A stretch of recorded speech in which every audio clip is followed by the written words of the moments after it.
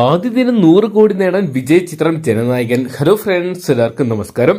ദളപതി വിജയ് കേന്ദ്ര കഥാപാത്രയ്ക്ക് എച്ച് വിനോദ് അണിയിച്ചൊരുക്കിയ ചിത്രം ജനനായകൻ എന്ന് പറയുന്ന സിനിമ ഇന്നത്തെ തിയേറ്ററിലോട്ട് എത്തിയിരിക്കുകയാണ്. എന്തൊക്കെയാണ് മികച്ച അഭിപ്രായങ്ങൾ സ്വന്തമാക്കുന്ന ചിത്രത്തിലെ ആദ്യ ദിന ട്രാക്കിംഗ് കളക്ഷൻ റിപ്പോർട്ടുകൾ പുറത്തു വരുമ്പോൾ പ്രീസെയിൽ കളക്ഷൻ റിപ്പോർട്ടുകളും പുറത്തു വരുമ്പോൾ എത്രത്തോളം വലിയ തുകകൾ കണ്ടെത്തിയത് പരിശോധിക്കാം.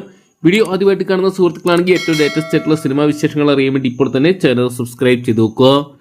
ദളപതി വിജയ്, മമിത ബൈജു, പൂജ ഹെഡ്ജ്, ബേബി ഡിയോൾ, പ്രകാശ് രാജ്, പ്രിയാമണി തുടങ്ങി തമിഴ് അതോടൊപ്പം ഹിന്ദിയിലൊക്കെ വമ്പൻ താരങ്ങളെ അണിനിർത്തി എച്ച് വിനോദ് അണിയിച്ചൊരുക്കിയ ചിത്രമാണല്ലോ ജനനായകൻ എന്ന് പറയുന്ന സിനിമ.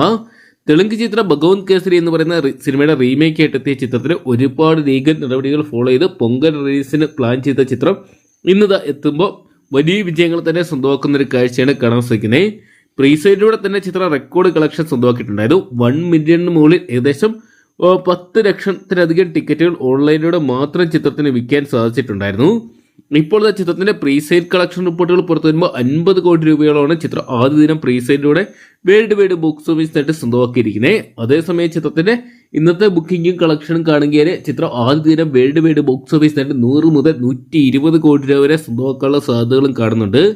തമിഴ്നാട്ടിലെ CM ആയിട്ട് മാറിയ വിജയുടെ സിനിമാ കരിയറിലെ അവസാന ചിത്രം എന്തൊക്കെയാണ് വിജയ് ആരാധകർ വലിയ ആഘോഷമാക്കി മാറ്റുന്ന ഒരു കാഴ്ചയാണ് നിലവിൽ കാണാൻ സാധിക്കുന്നത്.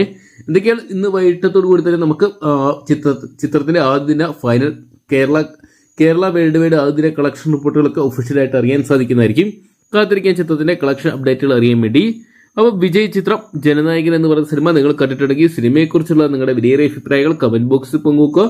അതോടൊപ്പം തന്നെ ചിത്രം ആദ്യ ദിനം 100 കോടി പിന്നിടുമോ ഇല്ലെന്നാണ് നിങ്ങൾ എക്സ്പെക്ട് ചെയ്തെന്നുകൂടി കമന്റ് ബോക്സിൽ പങ്കുവെക്കാൻ മറക്കണ്ട.